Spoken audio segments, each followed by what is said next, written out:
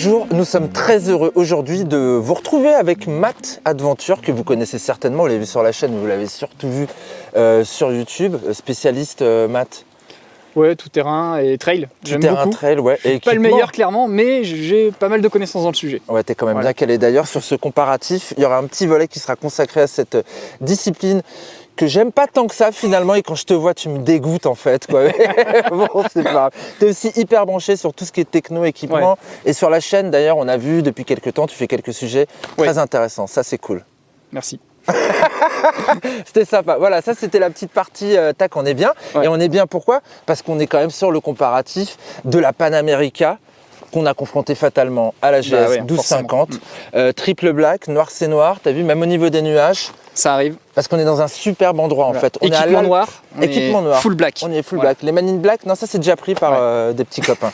Et puis on est ici dans le cœur de Lubaï parce qu'il y a le salon Alp Moto Festival un petit peu plus bas à Barcelonnette. Donc on a profité de l'occasion pour vous présenter justement ce comparatif complet qu'on a imaginé en deux parties. Une première partie sur toutes les routes qui nous ont amenés jusqu'ici dans ce cadre magnifique. Et la seconde partie, on a fait de la petite route, on a fait du duo, du virolo, de l'enduro, que des trucs qui finissent par O. Et c'est vraiment l'intérêt aussi justement des trails, c'est qu'on peut démarrer de chez soi à l'autre bout de la France, enquiller toute la route avec, arriver plutôt dans un bon état et frais, et sur place profiter des routes, faire du chemin. On peut vraiment tout faire avec une même moto, pas besoin de prendre une remorque et son enduro plus son autre moto. C'est ça. On peut vraiment tout mixer. La polyvalence, c'est ce qu'elle revend. Voilà.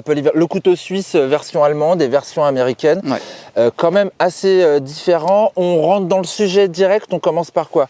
Peut-être on va suivre un petit peu notre périple. Bah oui, quoi. Au final, ça serait intéressant. On a commencé par de la ville déjà. Démarrage on a commencé par de la ville, quoi. On était dans Paris, au pied de la Tour Eiffel, on s'est fait un peu de périph'. Avec des valises d'1 mètre de large. Oh là là, en particulier sur la Harley, c'est vraiment très très très large.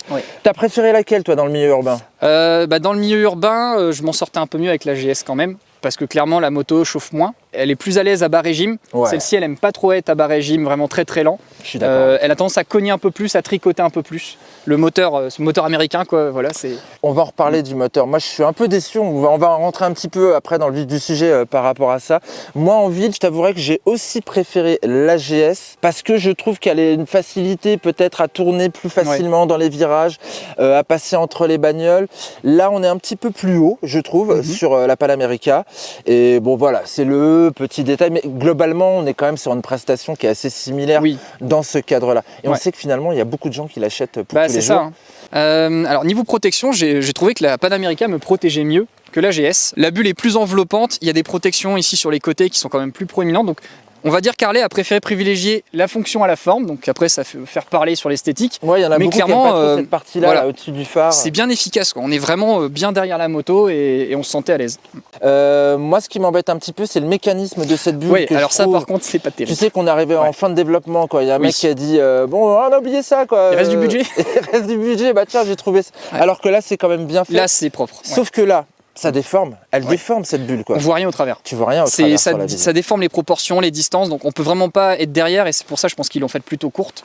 Elle est jolie, elle suit bien la forme de la moto, donc là c'est l'esthétique avant la fonction, mais c'est vrai que je l'ai trouvé moins efficace, une bulle haute sera peut-être plus adaptée pour les gens qui je trouvais que moi sur la hauteur, tu vois, elle protégeait mieux celle-ci, mais par contre après pour ce qui est des jambes et tout ça, je suis quand même mieux calé derrière le flat. Ah oui, ça c'est... Toute la forme de la partie avant, j'ai l'impression qu'elle dévie un petit peu mieux.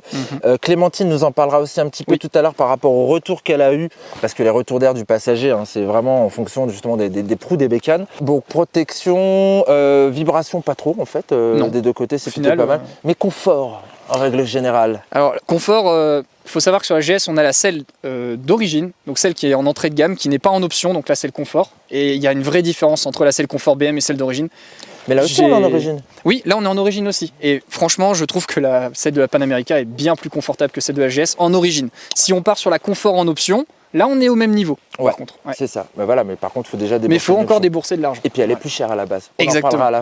On en parlera à la fin. Et avec le confort, moi je partage tout à fait ton point de vue. Je me suis senti plus à l'aise sur la Panamérica, d'autant plus que la selle basse est déjà un petit peu plus haute, 869 mm sur l'origine, 850 là, ça peut monter à 894. Ouais. Presque 90, c'est bien quand même, quoi. Ouais, pour les grands, Ça commence à déjà être ça pas commence mal, à être quoi. intéressant parce qu'au final, il n'y a pas tant de motos que ça sur le marché qui proposent des hauteurs Ouais. de selle comme ça. Donc les gens qui font 1m90 ou 2 mètres, Ouais. bah, ils peuvent C'est être sur une moto agréable et pas complètement recroquevillée au niveau des jambes dessus. Et même pour des bonhommes comme nous, Oui. 183, 182. Ah, sur l'autoroute, c'était hyper t'as vu, plaisant. pour les jambes, Ah c'est ouais, top, on n'était quoi. vraiment pas les jambes trop pliées, et en tout cas moins pliées que sur la GS, Sur la GS, qu'on avait ouais. mis aussi en position haute. 870 Mais, mm sur voilà, la position ça a changé. haute. Voilà, moi l'autre chose que j'ai bien aimé sur la BM, sur l'autoroute, c'est la fonction du régulateur de vitesse que je trouve quand même un petit peu mieux faite. Oui.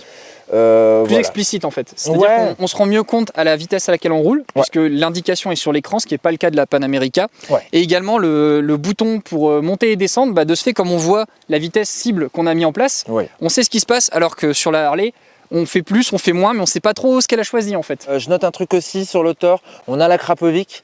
Ah oui, alors là. C'est un petit peu fatigant le gros. Oui. Quand tu as l'allure régulière, tu te mets à 130. Là, finalement, celle-ci, elle est un petit peu plus douce. On ressent plus la chaleur qu'on avait justement en ville. On est plutôt bien niveau sonore, niveau chaleur, on est plutôt bien calé, quoi. Ouais, elle est agréable en fait, c'est que on n'a pas, c'est pas une Harley comme on la connaît qui ferait un barouf du diable. Ouais. Ça reste vraiment discret. Ouais. Limite, on entend plus la boîte à air que l'échappement. Ouais, c'est vrai. Je trouve. C'est vrai. Et celle-ci, il suffit juste de se mettre derrière la bulle, on n'entend plus qu'un bourdonnement permanent. Et c'est vrai que sur 5 ou 6 heures d'autoroute, ça prend un peu la fatigue tête. un petit peu. Bah tiens, si on allait justement dans le cœur de ces moteurs, on quitte un petit peu l'autoroute maintenant. On peut peut-être commencer par les consommations, vu qu'on a refait le plein quand même pas mal de fois là-bas. Ouais. Qu'est-ce qu'on a noté? Que c'était laquelle la plus sobre? À la plus sobre, j'ai trouvé que c'était la Panamerica. C'est la Panamerica qui est la plus sobre. Ça se regarde sur les chiffres. On était à combien? On était à 7,2 je crois, si je dis pas de bêtises, sur le débit là. Et là, on était à peine à 7 litres. Hein. Ouais, c'est ça. Et comme en plus, tu as un réservoir de 21 litres, réservoir de 20 litres là-dessus, l'autonomie est meilleure quand même sur à chaque la fois, quand Panamerica. on arrivait en réserve sur celle-ci, on n'était pas sur la Panamerica. Ouais. Donc c'est vrai que c'est un peu plus rassurant niveau autonomie. Ouais. On était à 130 GPS, donc ça faisait un peu plus au compteur de ce fait. Ouais. Donc c'est pour ça qu'on a des consommations aussi de ce niveau. Et indicateur d'autonomie des deux côtés, et c'est vrai que la différence qu'on voyait, elle était d'à peu près une cinquantaine de kilomètres entre les deux. Et ça compte. Oui. T'as vu comment on a galéré à la fin pour trouver Ah une oui, station, avec là les stations et Passer tout. Grenoble avant d'arriver des fois, c'est 10 km qui peuvent faire la différence dans ce genre de coin. C'est vrai. C'est terrible. C'est vrai. Bon, conso alors, donc c'est celle-ci qui est la moins gourmande, mais pour moi, je trouve que c'est la moins sensationnelle. Ça dépend à quel régime on parle, en fait. Alors là, on pareil. ouvre le débat bataille, en fait, le bataille. Alors, bicylindre en V. Mais bicylindre en V, il a pas le caractère d'un bicylindre en V, en fin de Non, compte. bicylindre, on peut s'arrêter là, je pense. Ouais, mais bon, bicylindre à plat, quoi. Oui. Le flat BM, quoi. Ouais. Le truc où tu as le couple qui vient dès les 2500 tours, qui vient très très tôt, alors que là, on va le chercher un petit peu plus haut. Ouais. Si tu regardes les fiches techniques, finalement, tu le ressens pas trop, parce que eux, ils annoncent 128 Nm, on est à peu près à 6900 tours. Eux, ils en annoncent un petit peu plus de 140, on a 6200 tours, si je dis pas de bêtises. Mais en fait, tu as du couple qui arrive beaucoup plus tôt. La tu joues là-dessus, distribution quoi. variable qu'il y a sur cette moto, Le elle shift intervient cam. beaucoup plus fort et beaucoup plus vite, ce qui fait qu'on a beaucoup plus rapidement le couple disponible. Alors que sur la Panamerica, il faut déjà monter à 4000, je trouve, pour commencer à avoir quelque chose d'un peu vivant. Je suis d'accord avec toi. Et par contre, je trouve qu'elle devient vraiment fun à 6000 ou à plus encore. Oui, et d'où l'utilité aussi des cartographies qui, je trouve, sont quand même très très bien faites Ça chez change Harley. tout. Ouais. C'est top, hein. Quand tu passes du sport au road, déjà, tu vois la différence. C'est la réponse des gaz, le tracté dans les bras est complètement différent en termes de ressenti. Bon, et là, je parle à l'enduriste qui est en toi. Cardan, chaîne, même combat, on s'en fout, c'est pas grave. Bah, disons que si tu fais pas un achat d'accessoires additionnels tel qu'un graisseur de chaîne automatique, oui, clairement, ça fait un entretien supplémentaire. Même avec un graisseur, tu dois retendre ta chaîne de temps en temps, mais c'est beaucoup plus rare. Oui. Mais tu as quand même une action à faire. Ouais. Alors que le cardan, il n'y a rien à faire, quoi. C'est clairement beaucoup plus confortable à l'usage pour les gens qui roulent énormément. D'autant Ça, c'est plus sûr. que je le trouve quand même bien fait. Il génère pas l'à-coup, tu sais. Il y a qu'il vraiment fut un plus d'à-coups temps, comme avant. Ouais. C'est quand même, il y a une bonne gestion aussi à la poignée. Je trouve ça plutôt bien foutu. Ouais. Que bien ce soit foutu là-dessus. à l'accélération ou au relâchement des gaz, on ne sent pas de cognement ou de bruit sur le cardan. Donc ils l'ont vraiment bien affiné avec les années BM. Moi, je suis étonné qu'ils aient pas mis une transmission par courroie. Bah, je pense que c'est plutôt pour la partie tout-terrain que ça aurait posé souci, parce qu'un caillou qui se met dans la courroie, ça peut tout casser. D'accord. Et un cardan, je les aurais pas trop vu faire ça parce qu'ils n'ont jamais fait ça de leur vie. Donc je me dis que ça aurait peut-être été Non. pire que mieux. Peut-être pas les lancer. Mais ça, ils avaient jamais fait ça de leur vie, Matt. Oui, c'est sûr, c'est sûr.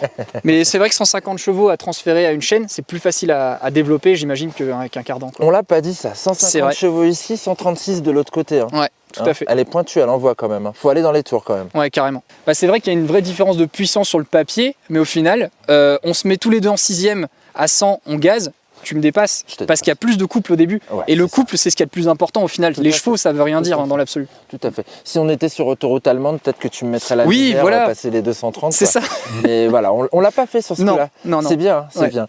Matt, je te propose qu'on fasse une petite coupure pour cette Ouais. première partie. Ça On marche. revient demain avec quoi? Bah, demain, on va revenir avec un programme beaucoup plus chargé encore qu'aujourd'hui, puisque là, on va parler donc de l'usage dans les petits cols.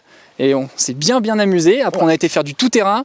On l'a utilisé en duo, puisqu'on avait Clémentine qui est montée à la fois sur la GS et la Panamérica. On a même fait du tout-terrain en duo. Donc, on a beaucoup de choses à vous raconter demain. Donc, surtout, n'hésitez pas à revenir. À demain.